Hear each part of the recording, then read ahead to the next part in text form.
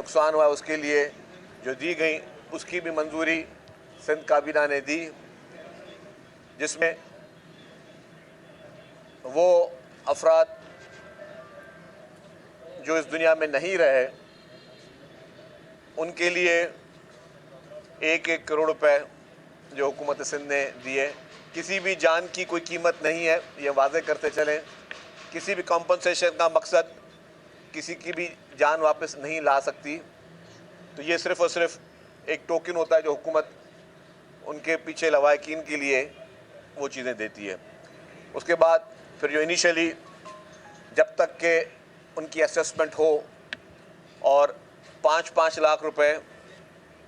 जिन दुकानदारों को का नुकसान हुआ, ताकि जब तक उनकी रिहेबिलिटेशन का काम हो, जिसमें चीफ मिनिस्टर साहब कल भी बता चुके हैं, पहले भी बता चुके हैं कि ऑल्टरनेट जगहें देखी जा रही हैं कि फौरी तौर पर फिलफौर वो लोग कारोबार शुरू कर सकें, फौरी तौर पे वो लोग जो है अपने पैरों पे खड़े हो सकें। उनको ऑल्टरनेट जगह देने की जो प्रपोजल है उस पर बातचीत हुई। फिर उसके साथ साथ उसकी भी मंजूरी काबीना ने दी। फिर उसके साथ साथ जो फैसला किया गया कि कराची चैम्बर ऑफ कॉमर्स जो कि ताजिर ब्रादरी की हम समझते हैं कि मदर ऑर्गेनाइजेशन है, उसके साथ मिलकर जो लॉस की असेसमेंट है, जो फाइनेंशियल लॉस की असेसमेंट है, उस पर जो भी तखमीनी लगेंगे वो भी काबीना में बात आई कि जी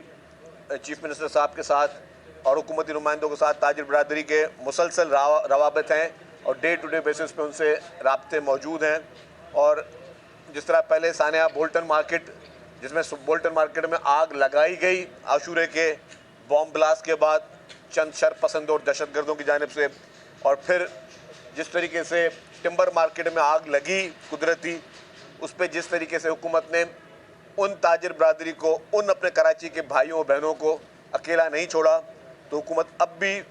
ताजिर ब्रादरी को और कराची के इन मासूम बच्चों को, इन भाइयों और बहनों को किसी सूरत में अकेला नहीं छोड़ेगी। तो उसकी भी मंजूरी दी गई कि जो भी ताजिर ब्रादरी के साथ और कराची चैम्बर के साथ जो भी एक मैकेनिज्म तय हुआ है, उसके बाद जो भी अमाउंट पे होगा वो हुकूमत सिंध उसको बेयर करेगी। और फिर ये भी हुआ फैसला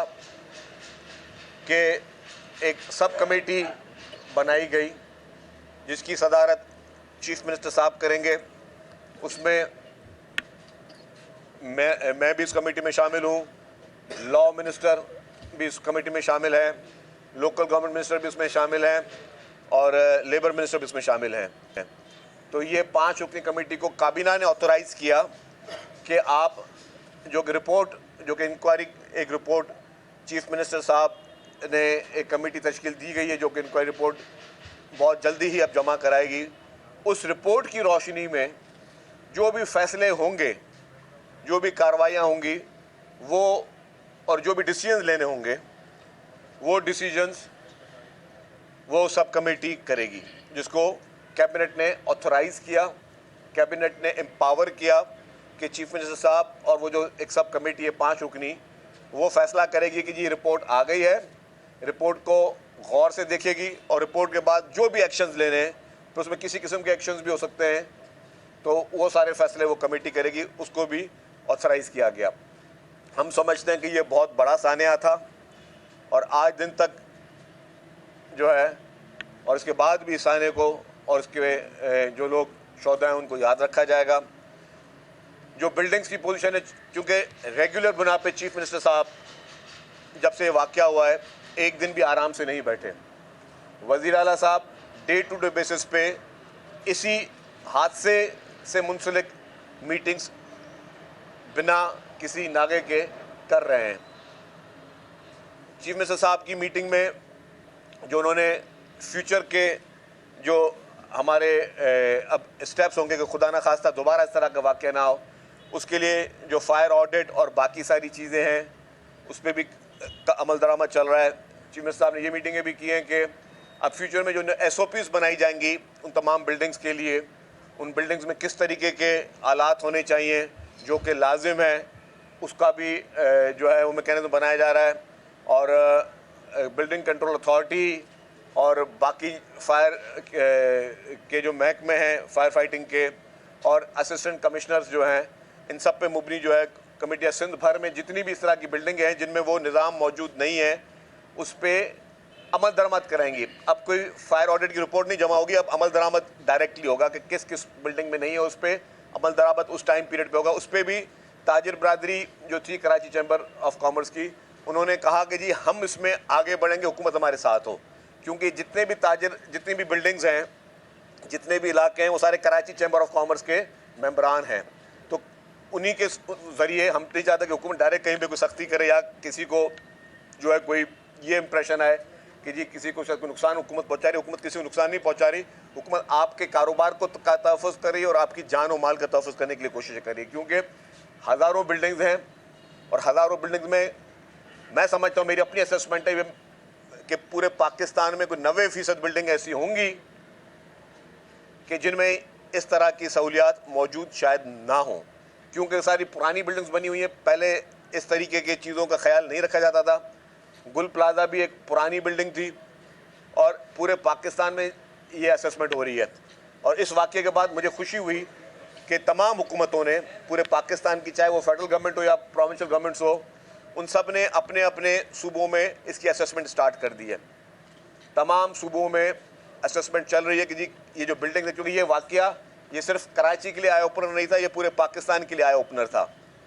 तो इसके बाद ये अच्छी बात है कि एज अ कौम, एज अ जिम्मेदार गवर्नमेंट्स पूरे पाकिस्तान की सब इस असेसमेंट में जा रही हैं और वो देख रहे हैं कि कौन कौन सी बिल्डिंग में इस तरीके की सहूलियात मौजूद हैं और कौन कौन से जगहों पर इस तरह की सहूलियात मौजूद नहीं है। मैं रिपोर्ट पढ़ रहा था, सिर्फ जो हमारा सबसे बाद में शहर बना, जो सबसे मॉडर्न सिटी के तौर पे जाना जाता है, इस्लामाबाद, जो हमारा फेडरल कैपिटल है।